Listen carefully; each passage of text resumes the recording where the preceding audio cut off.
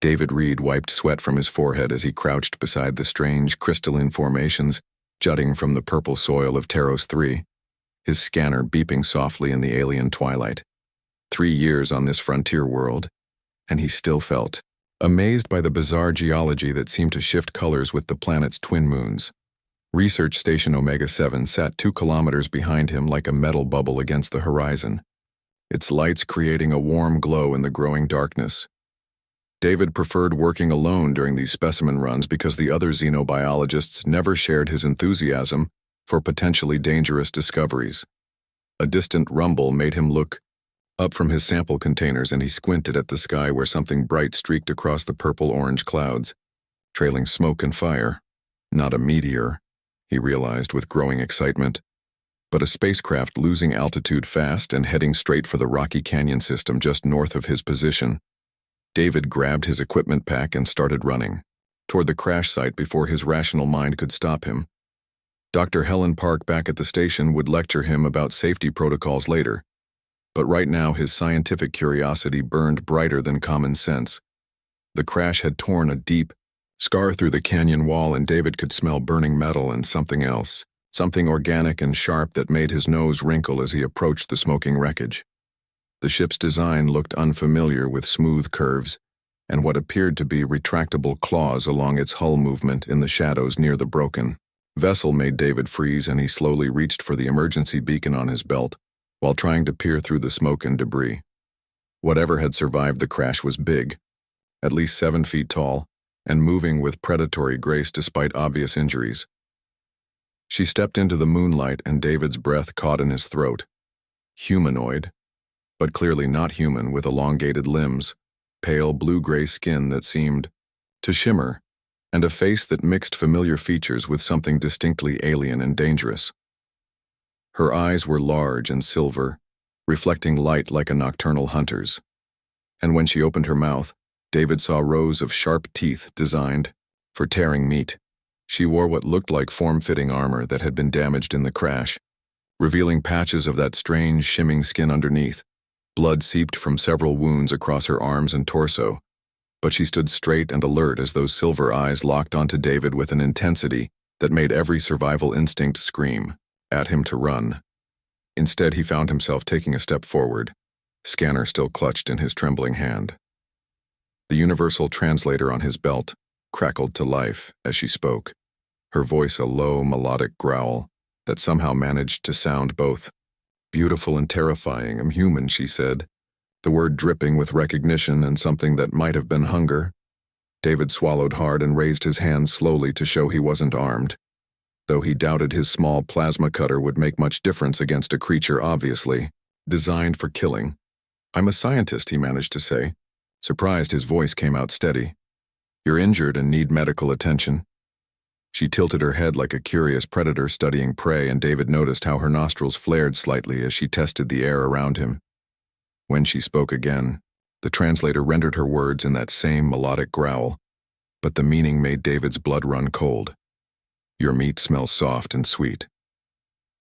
For several heartbeats they stared at each other while David processed the implications of those words. She was a carnivore, clearly intelligent, obviously dangerous, and apparently considering whether he would make a good meal. But something in those silver eyes wasn't quite the cold hunger he expected. There was pain there, and exhaustion, and what might have been desperation masked by predatory instinct. "Name is David Reed," he said carefully, fighting the urge to back away. "I work at the research station nearby, and I have medical supplies that could help treat your wounds." She seemed surprised by his calm tone and took a half-step closer, her movements fluid despite the obvious pain. "You do not fear me, soft meat?" The question caught David off guard because he was absolutely terrified, but also fascinated by this first contact with a clearly intelligent alien species. "I'm scared," he admitted honestly. "But you're hurt and far from home, and I'm a xenobiologist, which means I study alien life forms like yourself." Sound escaped her throat that might have been laughter or a growl, and she gestured toward the smoking wreckage of her ship. "My vessel is destroyed and my people believe I am dead. Your research station, is it defended?"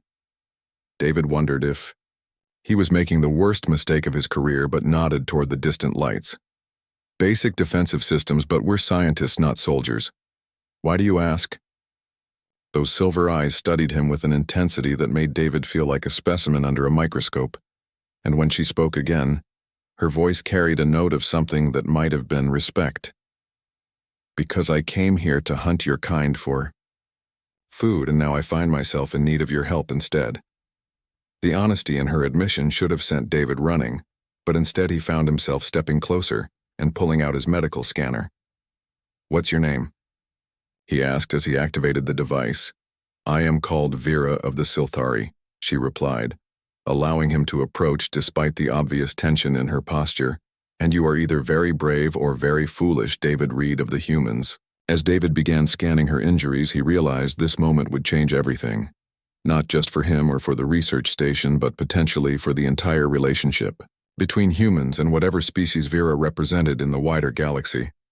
Her wounds were serious but not immediately life-threatening, and David found himself making calculations about treatment options while trying not to think about the fact that he was willingly getting within striking distance of a self-admitted predator. The station has full medical facilities, he told her as he worked. But I need to know, are there others of your people coming who might be less willing to accept help? Vera's expression darkened and she looked toward the stars beginning to appear in the deepening sky. The Silthari hunt alone when prey becomes scarce, she said quietly, and humans were supposed to be easy targets. David felt a chill that had nothing to do with the cooling air as he realized the implications. Supposed to be? He asked. For the first time since emerging from the wreckage, Vera's predatory confidence seemed to waver, and she looked at David with something approaching curiosity. You offer aid to one who came to kill your kind. This is not the behavior of prey animals. As they made their way toward the research station, David wondered what he had gotten himself and his colleagues into, but he couldn't shake the feeling that this encounter might be the beginning of something unprecedented in human history. Vera's silver eyes tracked every movement in the medical bay as David worked to clean and seal her wounds, her predatory instincts cataloging potential threats and escape routes, even while her rational mind appreciated the gentle efficiency of his treatment. The human's hands were steady despite the slight tremor she could smell in his elevated heart rate. Hold still, David murmured as he applied a dermal regenerator to a particularly deep gash along her ribs, marveling at the alien physiology that seemed designed for both speed and violence. This might sting, but it will prevent infection. The sensation was strange rather than painful, and Vera found herself studying David's face as he concentrated on his work. There was something in his expression she had never seen directed toward her kind, a genuine concern that went beyond scientific curiosity or self-preservation. Why do you help me? She asked suddenly, causing David to pause in his ministrations. Your species must know of the Silthari reputation. We are death that walks on, 2 legs across a dozen worlds. David resumed his work, but his voice carried a thoughtful tone that surprised her. Because you asked for help instead of simply taking what you wanted, he said, and because you're clearly not the mindless predator your reputation suggests. Through the medical bay's transparent aluminum windows, Vera could see other humans moving about the research station, and her enhanced hearing picked up fragments of worried conversations. They knew she was here, and many wanted her gone or dead. Your packmates do not share your wisdom, she observed, noting how David's colleagues avoided direct eye contact when they passed the medical bay. They smell of fear and anger. David sighed as he sealed another wound and reached for fresh medical supplies. They're scared because the last Silthari contact resulted in the complete destruction of Mining Colony 7 Alpha, he said. 300 people dead, and the attackers left no survivors to explain what happened. Vera's expression darkened, and she looked away from David's questioning gaze. The Hegemony Coalition strip-mined our traditional hunting grounds, she said quietly, turned fertile worlds into barren rock, and left my people with few choices for survival. The universal translator struggled with some of her words, but David caught the underlying emotion, desperation masked by predatory pride, and he began to understand the larger picture. "So you came here hunting humans because we're supposedly easy prey?" he asked, applying a diagnostic scanner to check for internal injuries. "The galactic databases list humans as soft-bodied omnivores with minimal natural defenses," Vera replied, then looked directly at David with those unsettling silver eyes. "But databases do not capture the strange strength I observe in your actions." Before David could respond, the medical bay doors hissed open, and Dr. Helen Park entered with obvious reluctance, her hand resting near the plasma cutter on her belt. "David, we need to discuss the situation with our guest." Helen's tone was carefully neutral, but Vera's enhanced senses detected the underlying hostility, and she tensed automatically, causing David to place a gentle hand on her shoulder. "Helen, meet Vera of the Silthari," he said. "Vera, this is Dr. Park, our station commander."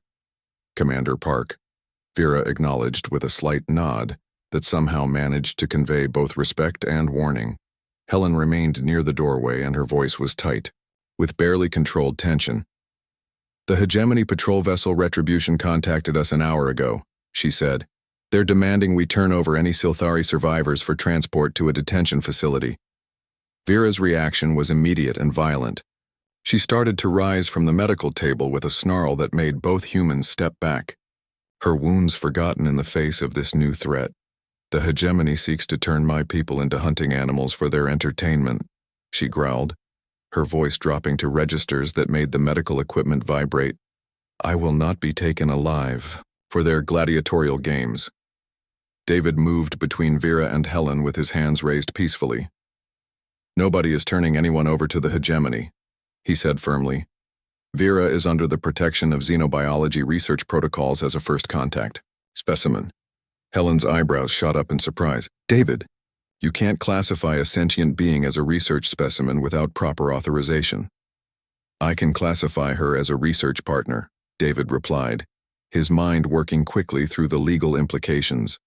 Voluntary cooperation in xenobiology studies. Grants protection under Section 12 of the Frontier Science Accords.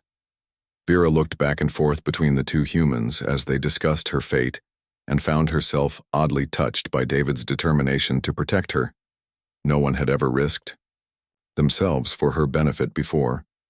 "This partnership you suggest," she said carefully. "What would it require of me?" David turned back to her with something that might have been relief in his expression. "Help us understand Silthari culture and biology," he said. "Share information about your people's situation and needs while learning about human society in return." The proposal was more generous than anything Vera had expected, and she studied both humans carefully before responding. "And if I agree to this arrangement, you will protect me from the Hegemony forces?" "We'll do our best," Helen said, though her tone suggested she wasn't entirely happy with the situation. "But you need to understand that harboring a known predator species puts everyone on this station at risk." Vera's laugh was a sound like breaking glass. "Commander Park, you worry about protecting your people from me," she said, "but you should worry more about protecting yourselves from what comes after me." Both humans exchanged glances, and David asked the question Vera was dreading. "What do you mean?" "The boy, Silthari who sent me here will expect a report," Vera explained, her voice growing quiet. "When none comes, they will assume I found prey too dangerous to hunt alone, and they will send a pack." Helen's face went pale and she leaned against the doorframe. "How many in a pack?" "Between 5 and 12 hunters," Vera replied, "all trained from birth to kill efficiently and without mercy." David finished sealing Vera's wounds and stepped back to consider this new information. "How long do we have before they arrive?" "Perhaps 2 standard months if my ship's emergency beacon was destroyed in the crash," Vera said. "Less if it survived and transmitted a distress signal." The medical bay fell silent, except for the soft hum of equipment, and Vera watched both humans process the implications of her words. She had brought death to their doorstep either by her presence or her absence. "There might be another option," David said slowly. "What if you could convince your people that humans aren't suitable prey?" Vera considered this possibility. While studying David's earnest expression, "The Silthari respect strength and cunning above all else," she said. "If humans could demonstrate those qualities, it might change their perception." "And how exactly would we do that?" Helen asked skeptically. Vera's smile revealed rows of sharp teeth but somehow managed to look almost warm. "By surviving whatever test they choose to give you," she said, "and perhaps by proving that your soft meat contains something harder than they expect." As the three of them began discussing possibilities and preparations, Vera found herself experiencing something entirely new. Hope that cooperation might prove stronger than predation, and that these strange, soft humans might teach her people a different way to survive in an increasingly hostile galaxy. 2 weeks after Vera's arrival at Research Station Omega-7, David found himself crouched beside her in the station's xenobiology lab, watching her demonstrate the intricate ritual scarring that covered her forearms while trying to understand the complex honor system that governed Silthari hunting culture. "Each mark represents a successful hunt," Vera explained, running a clawed finger along a series of parallel scars. "But see these deeper cuts? They mark prey that fought well and earned respect even in death." David made careful notes on his tablet, fascinated by the revelation that Silthari culture wasn't built around mindless killing, but rather a sophisticated code of honor that reminded him of ancient human warrior societies. "So you don't just hunt anything that moves?" he asked. Vera's silver eyes flashed with something that might have been offense. "The Silthari are not mere beasts," she said. "We choose our prey based on challenge and necessity, never waste or cruelty. A true hunter takes only what strengthens the pack and always gives the prey a chance to fight or flee." This information revolutionized David's understanding of the threat facing the research station, and he leaned forward intently. "Then why did the hegemony classify your people as mindless predators?" A low growl escaped Vera's throat and her claws extended reflexively. "Because it serves their purpose to paint us as monsters," she said. "Easier to justify hunting us for sport or forcing us into their gladiatorial games if we are seen as savage beasts rather than a proud warrior culture." Before David could respond, alarms began blaring throughout the station, and Helen Park's voice crackled over the intercom system. "All personnel to emergency stations. Hegemony patrol vessel approaching with active weapon locks." Vera was on her feet instantly, moving with fluid grace toward the lab's window to peer up at the sky where a sleek, wedge-shaped vessel was descending through Taros 3's atmosphere. "Commander Grix," she snarled. Recognizing the ship's distinctive markings, David activated the lab's communication system and patched into the station's main channels, where Helen was already in heated discussion with the incoming vessel's commander. "Research Station Omega-7. You will immediately surrender the Silthari terrorist for transport to a proper detention facility." Helen's voice remained steady despite the obvious threat. "Commander Grix, the individual in question is operating under scientific protection as part of an ongoing xenobiology research project." The response was immediate and hostile. "Dr. Park, harboring known predators violates 17 different hegemony safety regulations, and I have authority to board your station by force if necessary." Vera placed a hand on David's shoulder, and her voice carried grim certainty. "He will not be swayed by legal arguments," she said. "Grix has made a career of hunting my people, and bringing me back alive would earn him significant advancement." David looked at Vera's tense posture and made a decision that would have seemed impossible just weeks earlier. "Then we don't let him take you," he said simply.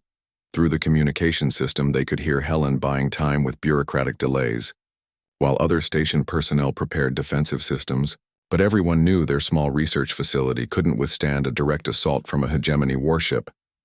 "There may be another way," Vera said slowly, her predator's mind working through tactical possibilities.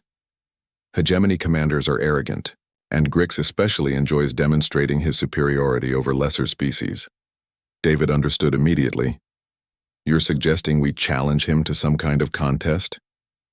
"Not me," Vera replied, her silver eyes focusing on David with new intensity. "You." The suggestion seemed insane, but David found himself considering it seriously. "What kind of challenge would a hegemony commander accept from a human?" Vera's smile was sharp and dangerous. Combat, obviously, she said, but not necessarily physical combat. Grix prides himself on tactical superiority and strategic thinking. Over the communication system, Grix was growing impatient with Helen's stalling. Tactics, Dr. Park. You have 30 minutes to prepare the Silthari for transfer, or I will board your station and take her by force. David activated the lab's external transmitter and spoke before rational thought could stop him. Commander Grix, this is Dr. David Reed, xenobiology specialist and current research partner of the Silthari individual you seek. A pause, then Grix's voice carried obvious amusement. Dr. Reed, are you seriously attempting to interfere with hegemony law enforcement? I'm invoking Article 7 of the Frontier Science Accords, David replied, his voice steadier than he felt. Any action that would disrupt ongoing first contact research must be approved by the Galactic Science Council. Grix's laughter was cold and mechanical. Doctor, do you really think bureaucratic nonsense will protect you from reality?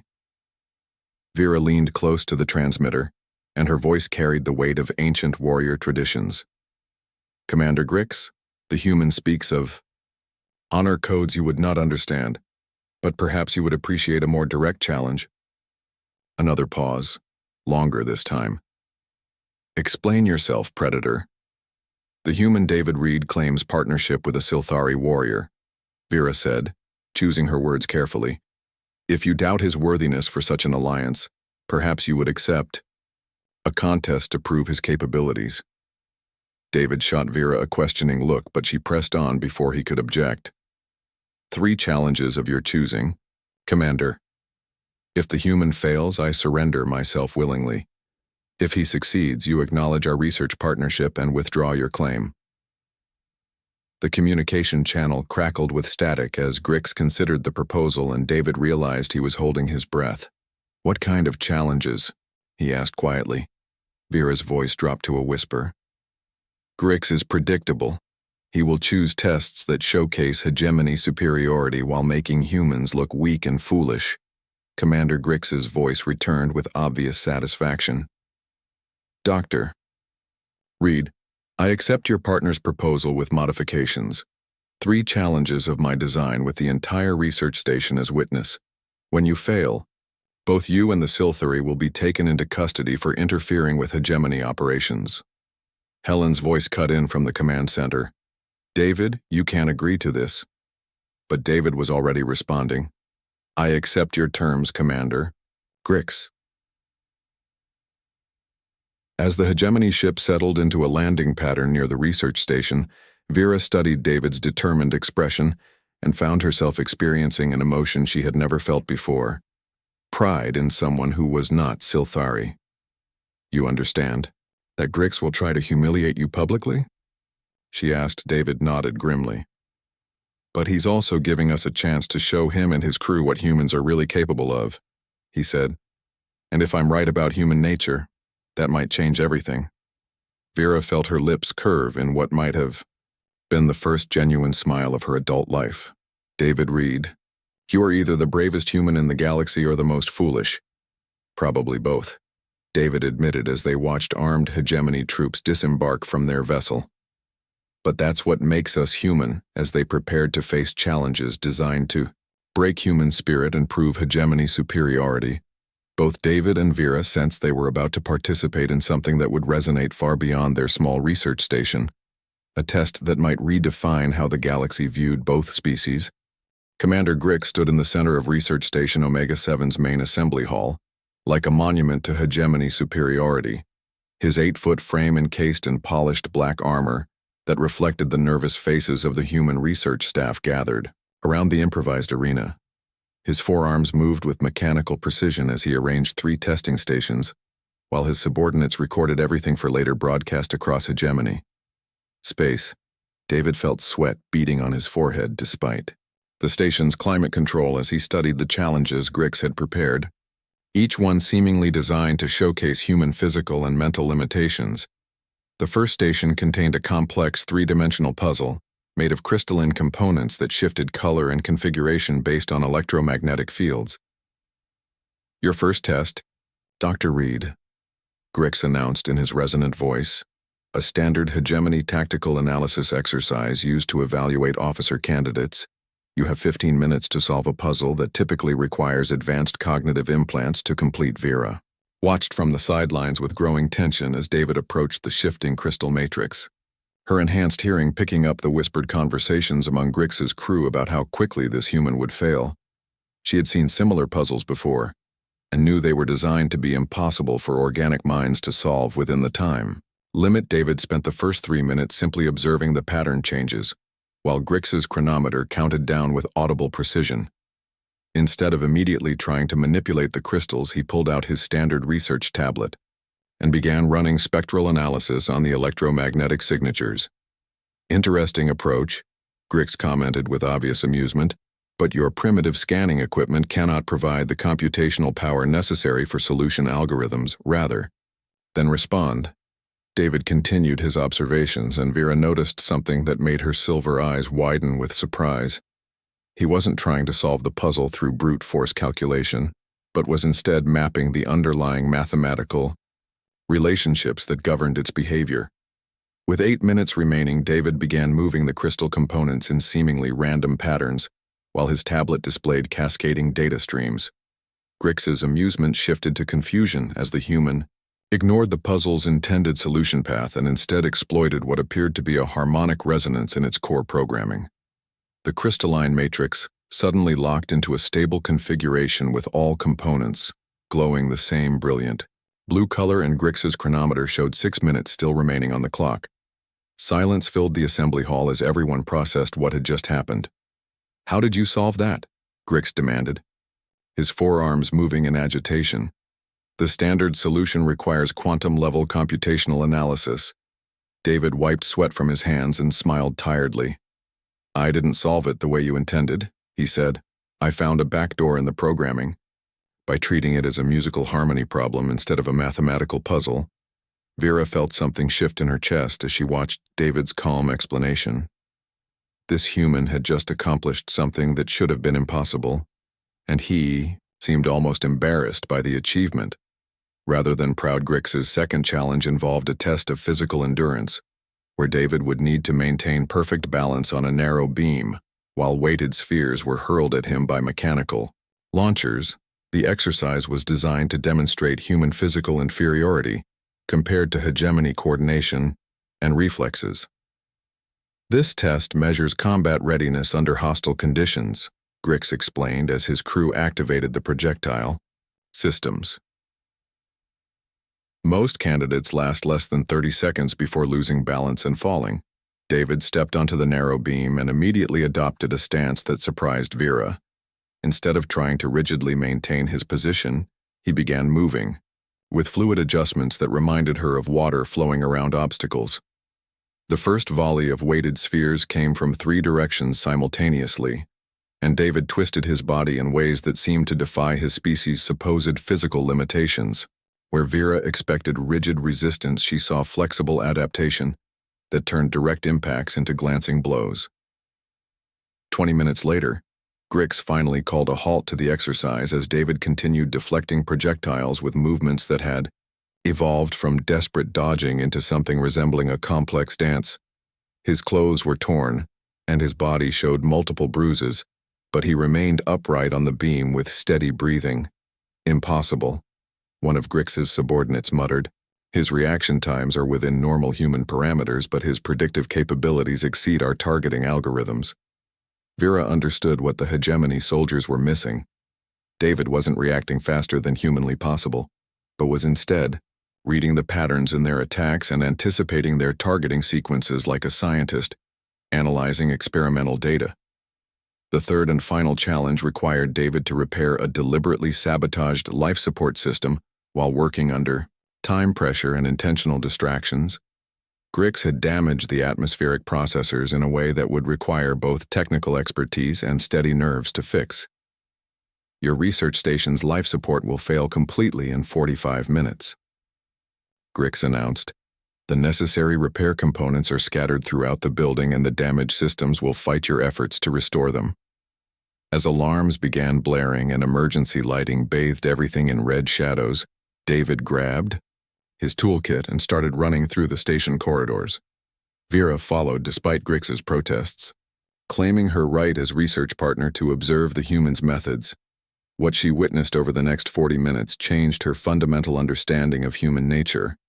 David didn't just repair the damaged systems, but improved them while working under crushing pressure, his mind somehow capable of holding dozens of complex technical relationships in memory, while his hands performed precise mechanical adjustments. When the atmospheric recycling units began functioning again with 15 minutes to spare, David collapsed, against a bulkhead with exhaustion, but also with something that looked like quiet satisfaction. He had not merely survived Grix's challenges, but had exceeded them in ways that demonstrated uniquely human approaches to problem-solving. Vera knelt beside David and spoke quietly so only he could hear. "I was wrong about your meat being soft," she said. "Your spirits are harder than our claws and your mind's more flexible than our strongest hunters." Back in the assembly hall, Grix stood silent. As his crew processed the recorded data from David's performance, every challenge had been completed successfully, using methods that violated standard hegemony assumptions about human capabilities. Dr. Reed Grix finally said, his voice lacking its earlier confidence, "You have demonstrated unexpected competencies that require further analysis." David struggled to his feet with Vera's assistance and faced the hegemony commander with steady eyes. "Commander Grix, humans aren't the easy prey your databases suggest," he said. "We survive through adaptation and cooperation, not strength or speed." The admission should have sounded like weakness, but somehow carried the weight of a quiet threat that made Grix's subordinates exchange uncertain glances. If humans could exceed expectations this dramatically in controlled tests, what might they accomplish when fighting for their lives? As Grix prepared his crew for departure, he paused at the station's airlock and looked back at David and Vera standing together. "This partnership you claim, Dr. Reed, it may have consequences beyond your research station." Vera stepped forward with her predator's grace, but her voice carried new respect. "Commander Grix, perhaps it is time the galaxy learned what happens when hunters and survivors choose cooperation over conquest." The hegemony ship lifted off into Taros 3's purple sky, leaving behind a research station that would never be the same, and two unlikely allies who had just proven that strength comes in many forms. 3 months after Commander Grix's departure, the skies above Taros 3 filled with the angular shadows of a full hegemony battle fleet, as David stood in the research station's observation deck, watching death descend from the stars. 12 heavy cruisers and twice as many escort vessels arranged in perfect formation like metallic predators preparing to strike. Vera moved beside him with the fluid grace that had become familiar over their months of collaboration, her silver eyes tracking the incoming vessels with predatory assessment. "Grix has convinced his superiors that our alliance represents a threat to galactic stability," she said quietly. Helen Park's voice crackled over the station's communication system as she coordinated evacuation procedures with desperate efficiency. "All non-essential personnel to emergency shelters, activate defensive shields, and prepare for hostile boarding actions." The research station's modest defensive capabilities seemed pathetic against the overwhelming firepower now surrounding them. But David found himself strangely calm as he watched. "The hegemony forces take positions. They're not just here to capture you anymore," he told Vera. "No," she agreed, her claws extending reflexively. "They have decided that humans who can turn Silthari hunters into allies must be eliminated before others follow our example." A new voice cut through the station's communication channels as Admiral Corax himself addressed them from the fleet flagship. "Research Station Omega-7, you have violated Hegemony Regulation 77 Alpha by forming unauthorized military alliances with known predator species." Helen responded with admirable composure, despite the hopelessness of their situation. "Admiral Corax, we are conducting legitimate scientific research under proper legal protections." The Admiral's laugh was cold and mechanical. "Dr. Park, legal protections cease to apply when your activities threaten galactic security. You have exactly 1 hour to surrender all personnel for proper interrogation and processing." David activated the communication system before anyone could stop him. Admiral Corex, this is Dr. David Reed. I'm curious about something. A pause filled with dangerous potential. Speak quickly, human. If humans are such an insignificant species, why does it require an entire battle fleet to deal with one small research station? David asked with the same calm tone he used when discussing experimental results. Vera's eyes widened as she realized what David was attempting. He was trying to goad the Admiral into revealing the true scope of hegemony concerns about the Human Silthari Alliance. Dr. Reed, your primitive psychological tactics are transparent and ineffective, Corex replied. But there was an edge to his voice that suggested David had struck close to something important. I'm not trying to manipulate you, Admiral. David continued. I'm genuinely curious about the strategic assessment that led to this response. What exactly makes our partnership so threatening? This time the pause stretched longer, and Vera could almost feel the Admiral's internal struggle between arrogance and operational security. Very well. Dr. Reed, since you will not survive to share this information, I will satisfy your scientific curiosity. The admission sent chills through everyone listening, but David maintained his steady demeanor. I'm listening, Admiral. Intelligence. Analysis indicates that human adaptability, combined with Silthari combat effectiveness, could destabilize the existing power structure throughout the Outer Rim territories. Corex explained with clinical precision. Other predator species might seek similar alliances if your partnership proves successful. David exchanged glances with Vera and saw his own realization reflected in her silver eyes. Their small research collaboration had accidentally become the first move in a potential galactic revolution. So you're here to eliminate us before other species get similar ideas? David asked. Precisely. Corex confirmed. The hegemony maintains order through careful balance of species capabilities. Alliances that upset this balance cannot be permitted to exist. Helen's voice carried new understanding as she grasped the implications. Admiral, you're basically admitting that the hegemony's power depends on keeping different species isolated and suspicious of each other. The communication channel went silent, and Vera's enhanced hearing detected the subtle vibrations of weapon systems charging throughout the surrounding fleet. They have heard enough, she said urgently. David was already moving toward the station's emergency command center as the first energy blasts began impacting their defensive shields. Helen, how long can our shields hold against that kind of firepower? Maybe 20 minutes if we're incredibly lucky, Helen replied while coordinating defensive systems. David, we need evacuation options, not prolonged resistance. But Vera had other ideas, and her predator's mind was already working through tactical possibilities. David, your species excels at irregular warfare and unpredictable strategies. What would humans do if faced with overwhelming conventional force? The question sparked something in David's mind, and he began accessing the station's research database, while energy blasts continued hammering their failing shields. Vera, how well do hegemony forces adapt to non-standard combat situations? They rely heavily on tactical doctrine and established procedures, she replied. Silthari hunters exploit this rigidity when forced to fight hegemony troops. David's fingers flew across his console as he pulled up geological surveys of Taros 3's unique crystalline cave systems. Helen, can you patch me into the planetary mining communication network? David, what are you planning? Helen asked while trying to balance power between failing shields and critical life support systems. Something completely insane that might actually work, David replied as he began broadcasting on frequencies used by the automated mining equipment scattered across Taros 3's surface. Vera watched with growing fascination as David coordinated a plan that violated every principle of conventional military strategy. Instead of trying to fight the hegemony fleet directly, he was turning the planet itself into a weapon. The crystalline formations that David had been studying for 3 years contained naturally occurring electromagnetic resonance properties, and the mining equipment could be reprogrammed to create harmonic frequencies that would interfere with hegemony sensor systems and navigation computers. You are attempting to use the planet's geology against a space-based fleet? Vera asked with something approaching admiration.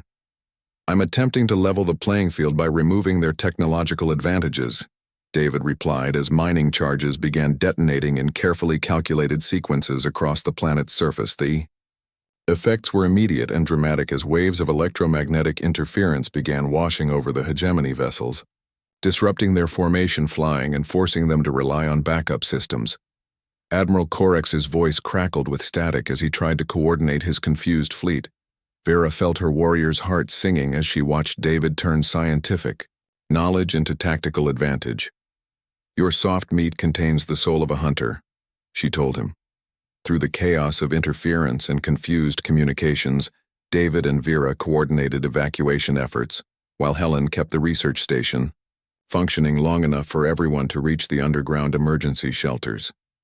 As hegemony troops finally breached the station's defenses, they found empty corridors and a scientific facility that had become the first successful resistance against their overwhelming military superiority. Hidden in the crystalline caves below Taros 3's surface, David and Vera prepared for a guerrilla campaign that would teach the galaxy what happens when human ingenuity allies itself with Silthari determination. 6 months after the Battle of Taros 3, David Reed found himself standing in the newly constructed Alliance Council chambers on the planet Harmony Prime, watching representatives from 17 different species debate the framework for what historians would later call the Great Cooperation.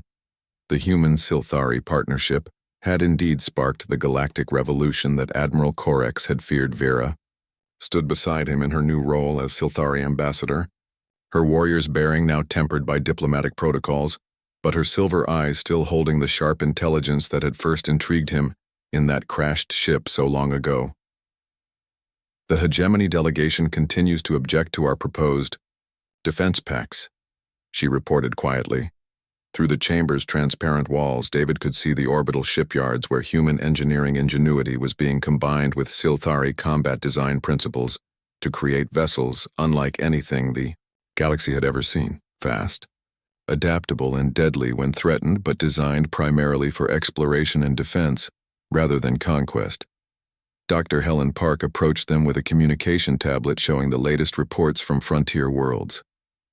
David, we're receiving contact requests from species we've never even heard of before, she said with barely contained excitement. Apparently word is spreading about societies that can successfully resist hegemony pressure. The transformation had been remarkable to witness.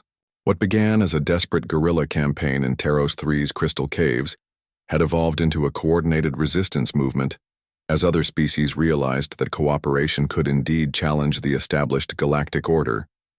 The Etherian Collective just announced their intention to withdraw from hegemony space and establish independent colonies in the Andorian sector, Helen continued. They specifically cited our example as proof that smaller species don't have to accept hegemony dominance. David smiled as he remembered those terrifying weeks underground, when it seemed impossible that their small group of researchers could survive against a full battle fleet. Any word from the hegemony about their response to these developments? Vera's expression grew serious. Intelligence sources suggest they are consolidating forces for a massive counteroffensive designed to crush the Alliance before it can grow stronger, she said. Admiral Corex has been promoted to Supreme Commander and given authority over 3 full sector fleets. The news was sobering, but David found himself feeling more confident than concerned. The months of guerrilla warfare had taught both species valuable lessons about each other's capabilities and had forged bonds that went far beyond their original research partnership. Commander Vera, came a voice from across the chamber as Ambassador Rel of the Zentorian Free States approached their small group. The Defense Council requires your assessment of hegemony tactical doctrine for our strategic planning session.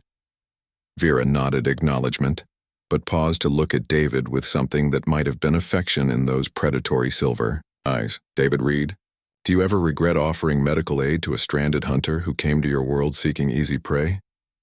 The question brought back memories of that first encounter, when Vera had spoken those chilling words about his meat smelling soft and sweet.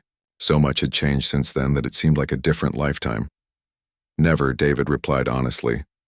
That meeting changed everything for both our species and opened possibilities neither of us could have imagined.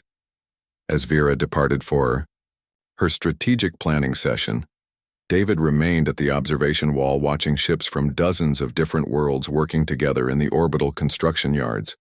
Each vessel represented a choice to stand with the Alliance, rather than submit to hegemony control. Helen joined him at the window, and her voice carried wonder at the scope of changes they had witnessed.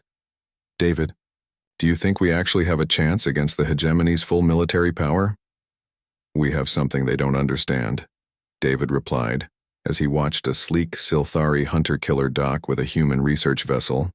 We have alliance-based, on mutual respect, rather than domination through fear. Through the communication system came an announcement that made both humans turn toward the chamber's central podium. Representatives of the Galactic Alliance, we have received a priority transmission from the Hegemony High Command. The massive display screen activated to show Admiral Corex himself, though his usual confidence seemed somewhat diminished as he addressed the assembled delegates.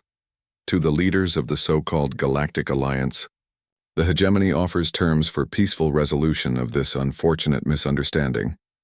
Vera had returned from her meeting and now stood with David as they listened to Corex's proposal.